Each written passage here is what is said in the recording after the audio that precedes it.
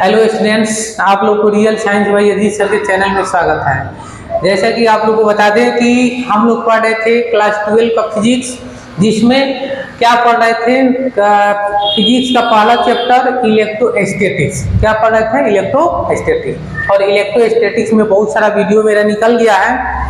अगर जो भी नहीं पढ़े होंगे तो जाइए और इस चैनल को सर्च कीजिए real science by Ajit sir, और एक प्लेलिस्ट में टोटल वीडियो जो हम अपलोड किए हैं टोटल आप लोग को मिल जाएगा।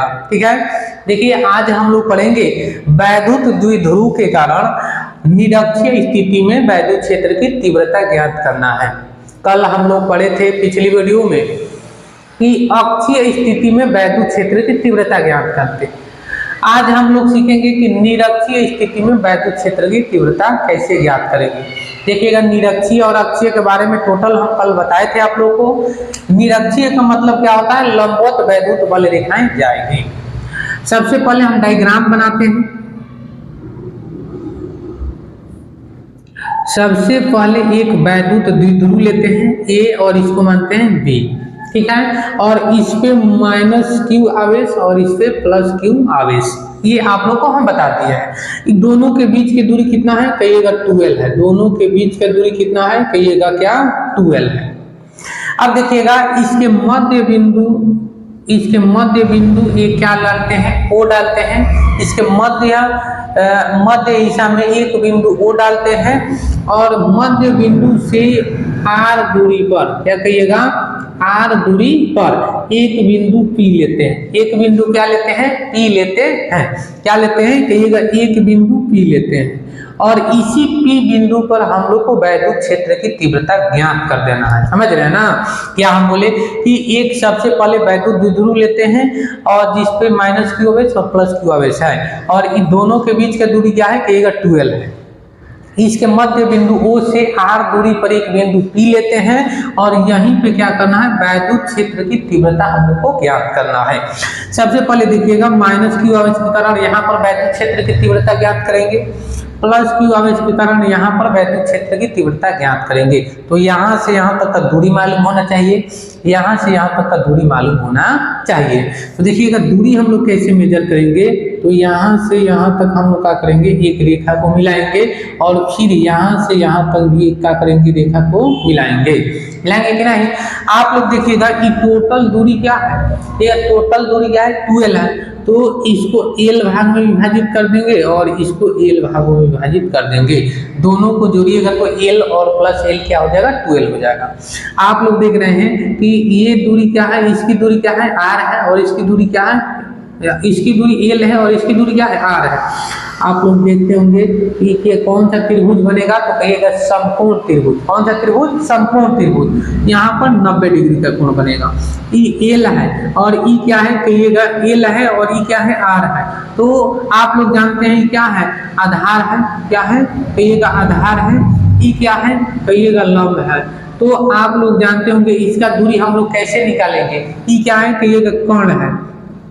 तो कर्ण बराबर आप लोग जानते हैं, कर्ण स्क्वायर बराबर क्या हम लोग पढ़े हैं? लंब स्क्वायर और प्लस आधार स्क्वायर पढ़े हैं ना? लंब स्क्वायर प्लस आधार स्क्वायर।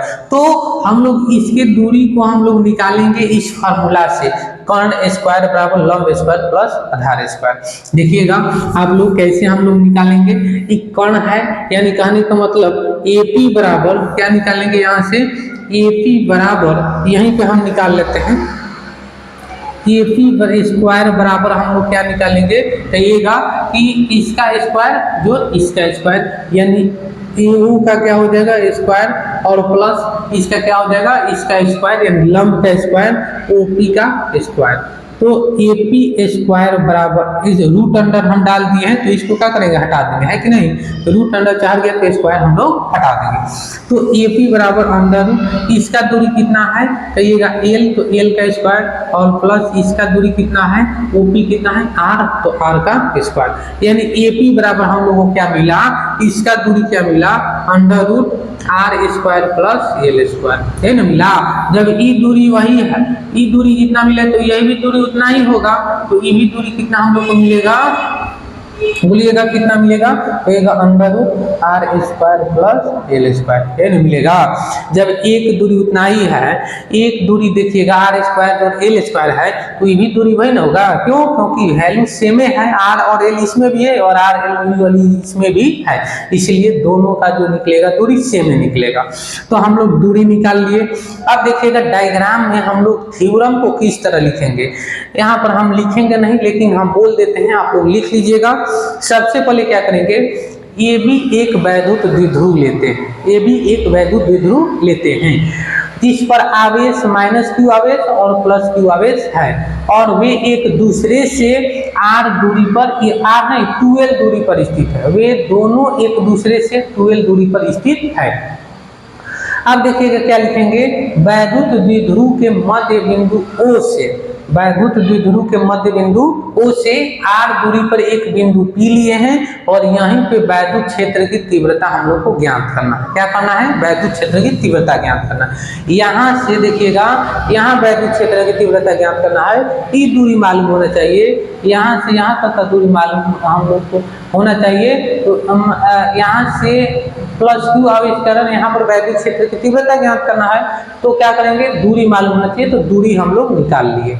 अब देखिए क्या करेंगे, ये प्लस क्यू आवेश है और प्लस क्यू आवेश हम जानते हैं कि प्लस क्यू आवेश के कारण वैद्युत जो बल रेखाएं होती है, वैद्युत क्षेत्र होती है, आगे की ओर होती है, यानी थोड़ा सा हटकर होती है, तो थोड़ा सा हटकर होगी। उसके बाद देखिएगा ये माइनस क्यू आवेश के कारण क्या होगा, वैद्युत बल रेखा अंदर की होती है, माइनस क्यू आवेश के कारण क्या होती है, बल रेखाएं किसमें होती है, अंदर की ओर होती है, और प्लस के कारण क्या होती है, बाहर की ओर होती है। यहाँ पर दो घटक बनेगा, एक क्या बनेगा एक्स एक्सिस और एक क्या बनेगा कहिएगा वाई एक्सिस। पी बिंदु है, एक एक्स एक्सिस बनेगा यहाँ पर और एक क्या बनेगा वाई एक्सिस, और यहाँ पर थीटा एंगल बनेगा, क्या बनेगा यहाँ पर थीटा एंगल 90 डिग्री का।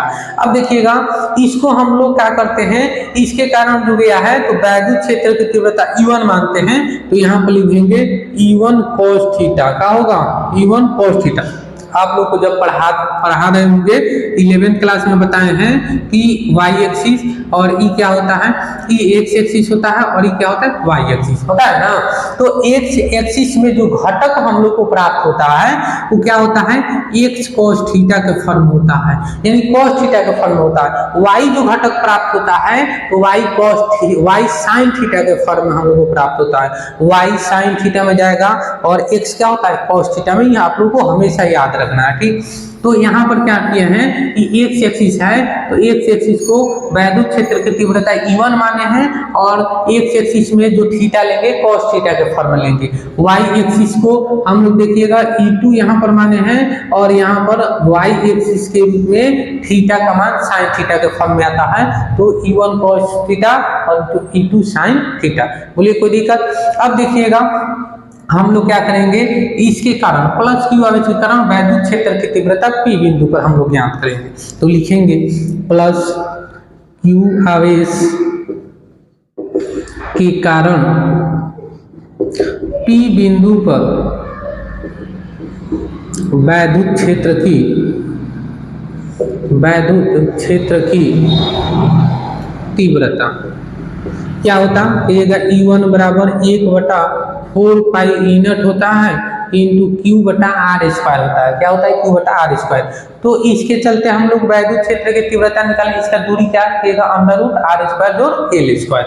तो आर की जगह पर अंडर रूट आर स्क्वायर जोड़ एल का क्या हो जाएगा स्क्वायर। अब देखिएगा अंडर रूट का स्क्वायर करते हैं तो अंडर रूट क्या होता है, कैंसिल हो जाता है, तो E1 बराबर मिल जाएगा 1/4 पाई ई नॉट इंटू क्यू बटा आर स्क्वायर जोड़ एल स्क्वायर। क्यों, और इसको मानते हैं समीकरण 1। यहाँ पर रूट क्यों कैंसिल हो गया, कहिएगा रूट का स्क्वायर करते हैं तो रूट कैंसिल हो जाता है, इसको समीकरण 1 मानते हैं। अब तो इसके कारण वैद्युत क्षेत्र की तीव्रता हम लोग P बिंदु पर निकाल लिए। अब माइनस क्यू आवेश के कारण वैद्युत क्षेत्र की तीव्रता P बिंदु पर हम लोग फाइंड आउट करेंगे। तो देखिएगा लिखेंगे माइनस क्यू आवेश के कारण, माइनस क्यू आवेश के कारण P बिंदु पर वैद्युत क्षेत्र की तीव्रता, वैद्युत क्षेत्र की तीव्रता। क्या लिखेंगे, कहिएगा E2 बराबर हम लोग को प्राप्त होगा 1/4 पाई ई नॉट इंटू क्यू बटा, अब इसका दूरी सेम है, ये है √r² जोड़ l², तो √r² जोड़ l² का क्या हो जाएगा, स्क्वायर। जब इस रूट का स्क्वायर करेंगे तो रूट कैंसिल हो जाएगा। यहाँ पर देखिएगा तो E2 बराबर हम लोग को मिला 1/4 पाई ई नॉट इंटू क्यू बटा क्या होगा r² जोड़ l², और इसको मानते हैं समीकरण 2। क्या मानते हैं, कहिएगा समीकरण 2 मानते हैं। ठीक, अब क्या करेंगे, समीकरण 1 और समीकरण को जोड़ देंगे। टोटल फाइनली जो हम लोग को वैद्युत क्षेत्र की तीव्रता निकालना था फाइंड आउट हो जाएगा। क्या करना है कि -q आवेश के कारण वैद्युत क्षेत्र की तीव्रता प्लस उसके बाद +q आवेश के कारण वैद्युत क्षेत्र की तीव्रता, दोनों को समीकरण 1 और समीकरण 2 को जोड़ देंगे। तो लिखेंगे समीकरण यानी कुल वैद्युत क्षेत्र की तीव्रता लिख सकते हैं, कुल वैद्युत क्षेत्र की तीव्रता क्या होगा, कहेगा E बराबर E1 cos theta plus E2 sine cos theta, यहाँ पे cos थीटा लेंगे, क्यों साइन थीटा नहीं लेंगे, क्यों, यहाँ पर देखिएगा साइन थीटा क्यों कैंसिल हो गया, साइन थीटा देखिएगा E क्या होगा, नीचे E क्या है, कहिएगा इसके कारण जो हम लोग E2 साइन थीटा जो वैद्युत क्षेत्र की तीव्रता निकला है ये नीचे आएगा और फिर उसी माध्यम में चला जाएगा। कहने का मतलब एक दूसरे के विपरीत, एक दूसरे के विपरीत, इसकी दिशा नीचे की ओर भी होगी और इसकी दिशा ऊपर की ओर भी होगी। कहने का मतलब इसकी दिशा नीचे की ओर भी होगी और इसकी दिशा ऊपर की ओर भी होगी, इसीलिए साइन थीटा क्या हो जाएगा, कैंसिल हो जाएगा, केवल बचेगा कॉस थीटा। तो हम क्या किए हैं, कॉस थीटा के फॉर्म में लिए हैं। यहाँ केवल आप लोगों को जानना है कि साइन थीटा क्यों कैंसिल हो गया, इसकी दिशा नीचे की ओर भी है ऊपर की ओर है, कहने का मतलब एक दूसरे के विपरीत है, इसलिए यहाँ पर कैंसिल हो जाएगा और हम लोग को मिलेगा केवल cos थीटा के फॉर्म में हम लोग लेंगे। क्या लेंगे, cos थीटा के फॉर्म में हम लोग लेंगे, समझ रहे हैं ना। चलिए तो E बराबर E1 का मान कितना है, कहेगा 1/4 पाई ई नॉट इंटू क्यू बटा r² जोड़ l², ठीक, और cos थीटा है तो cos थीटा प्लस E2 का मान क्या है, कहेगा इतना ही है 1/4 पाई ई नॉट इंटू क्यू बटा r² जोड़ l² और cos थीटा है तो cos थीटा। देखिएगा टोटल समान है, E भी उतना ही है, E भी उतना ही है, दोनों को जोड़ देंगे, दोनों को जोड़ेंगे तो E बराबर हम लोग को 2 into 1/4 pi E not into Q बटा r² जोड़ l² cos थीटा मिलेगा, यही ना मिलेगा, क्या मिलेगा, cos थीटा हम लोग को यहाँ पर मिलेगा।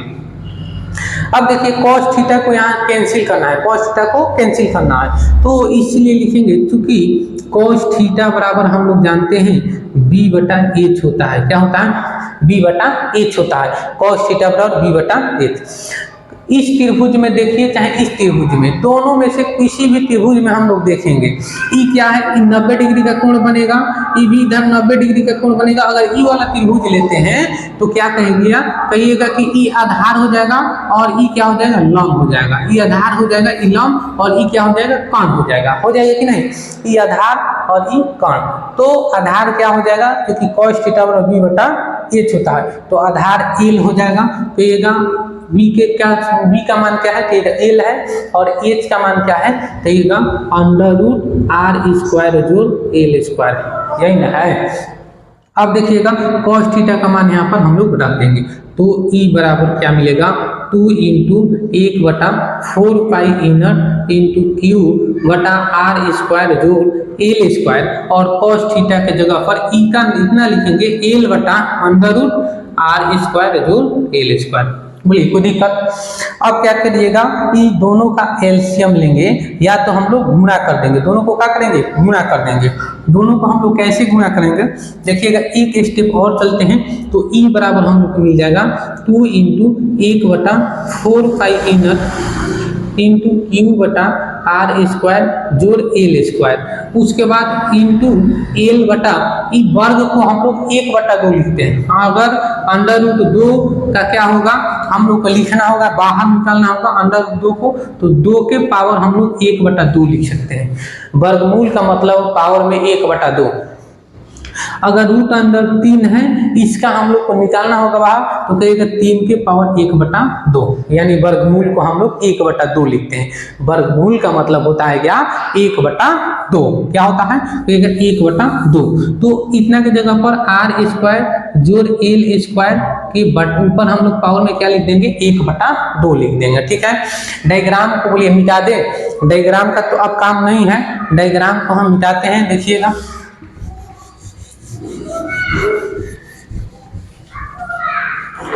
जैसे ही डायग्राम खिंचाए, यहाँ पर देखिएगा क्या मिलेगा। तो यहाँ पर आप लोग जानते होंगे कि अगर बेस समान होता है, बेस क्या होता है, समान होता है, और पावर यहाँ पर देखिएगा कुछ भी हो, यहाँ पर 100 और यहाँ पर y हो। आप लोग 8 क्लास में पढ़े होंगे कि अगर आधार समान होता है तो पावर का होता है, जुट जाता है। आधार समान होता है तो पावर का होता है, जुट जाता है। यहाँ पर देखिए आधार देखिएगा ई मान और ई मान दोनों क्या है, बराबर है। तो बताइए यहाँ पर पावर 1/2 है और इसके पावर क्या है कि 1 है, इसके पावर में 1 नहीं हो जाएगा, इसके पावर में 1। तो ई वाला पावर और ई वाला पावर को हम लोग क्या करेंगे, जोड़ देंगे। क्यों जोड़ेंगे, कहिएगा आधार क्या है, बेस यानी आधार सेम है, इसलिए पावर यहाँ पर जुट जाएगा। तो जैसे ही जुटेगा तो ई बराबर हम लोग को मिला 2 × 1/4 पाई E0 इंटू क्यू बटा क्या कहिएगा, क्यू और एल है तो एल क्यू, उसके बाद एल गुणा कर देंगे और ये दोनों को जोड़ देंगे, r² जोड़ l² कि पावर क्या हो जाएगा, कहिएगा 1 में 1/2 जोड़ेंगे, इसके नीचे एक एलसीएम लेंगे 2 और +1 और बटा 2, कहिएगा 3/2 हो जाएगा ना। 1 में 1/2 जोड़ेंगे तो कहिएगा इसका क्या मान हो जाएगा, 3/2 हो जाएगा। तो यहाँ पर क्या हो जाएगा, 3/2। अब देखिएगा ई बराबर हम लोग को क्या मिला, कहिएगा 2 को हम लोग इसमें गुणा करते हैं तो 1/4 पाई E0 और इंटू में 2 गुणे क्या कहिएगा, 2 गुणे या 2Q और गुणे एल हम लोग, या Q गुणे 12 भी लिख सकते हैं, कोई दिक्कत नहीं। Q गुणे 12 लिख दीजिए। ये 2 को कहा किए हैं, इसमें ले जाकर गुणा कर दिए हैं, 2 को इसमें ले जाकर गुणा कर दिए हैं, Q गुणे 12 हो गया और बटा में हम लोग को क्या मिलेगा, कहिएगा r² जोड़ l² के पावर क्या है, 3/2 है कि नहीं। अब देखिएगा चूंकि यहाँ पर लिखेंगे r² बहुत बड़ा है किसके, l² से, इसीलिए यहाँ पर l² का कहेंगे कि नगण्य कर देंगे, नगण्य कर देंगे। l² क्या हो जाएगा, कहिएगा नगण्य हो जाएगा। कोई दिक्कत क्यों हो गया, कहिएगा r² बहुत बड़ा है, यहाँ पर l² बहुत छोटा हो गया, इसलिए l² को हम लोग क्या कर देंगे, नगण्य मान लेंगे। तो E बराबर हम लोग को मिला 1/4 पाई E0 इंटू में Q गुणे 12 और बटा में l² को कैंसिल कर दीजिए, r² और r² का 3/2 मिलेगा। अब देखिएगा 2 से 2 क्या हो जाएगा, यहाँ पर कैंसिल हो जाएगा, 2 से 2 क्या होगा, कैंसिल। तो E बराबर हम लोग को मिला 1/4 पाई E0 इंटू Q गुणे 12 और बटा में RQ मिला, यही ना मिला, क्या मिला, RQ। चूंकि हम लोग जानते हैं कि P बराबर क्या होता है, Q गुणे 12 होता है, P बराबर क्या होता है, Q गुणे 12 होता है। तो Q गुणे 12 के जगह पर हम लोग P लिख देंगे। तो E बराबर हम लोग को मिला कि 1/4 पाई E0 इंटू P/RQ, और यही हम लोग को क्या करना था, सिद्ध करना था। यानी अक्षीय नहीं, यहाँ पर वैद्युत द्विध्रुव के कारण निरक्षीय स्थिति में जो फार्मूला होगा कहेगा E बराबर 1/4 पाई E0 P/RQ, जो हम लोग को सिद्ध करना था, निकाल। अगर कोई बोलेगा यहाँ परावैद्युतांक दिया हो, यदि माध्यम दिया हो, यदि माध्यम दिया हो तो क्या लिखेंगे, इसका एक और फॉर्मूला हो जाएगा, E बराबर 1/4 पाई E0 और यहाँ पर K लगेगा इंटू P/RQ। अगर माध्यम दिया हो तो E फॉर्मूला हम लोग को लग जाएगा, ठीक है। तो आप लोग अगर फिजिक्स में ऐसे ही पढ़ना चाहते हैं तो क्या कीजिए, इस चैनल को लाइक और सब्सक्राइब कीजिए और ज़्यादा से ज़्यादा मात्रा में क्या कीजिए, शेयर कीजिए, ठीक है। और आप लोग इस चैनल से पढ़कर फिजिक्स को अपना अच्छा बना सकते हैं और इसमें अच्छा नंबर आप लोग ला सकते हैं, ठीक है। तो पढ़ते रहिए ऐसे ही। तब तक हम इतना ही रहने देते हैं, फिर मिलेंगे नेक्स्ट वीडियो कल, ठीक है।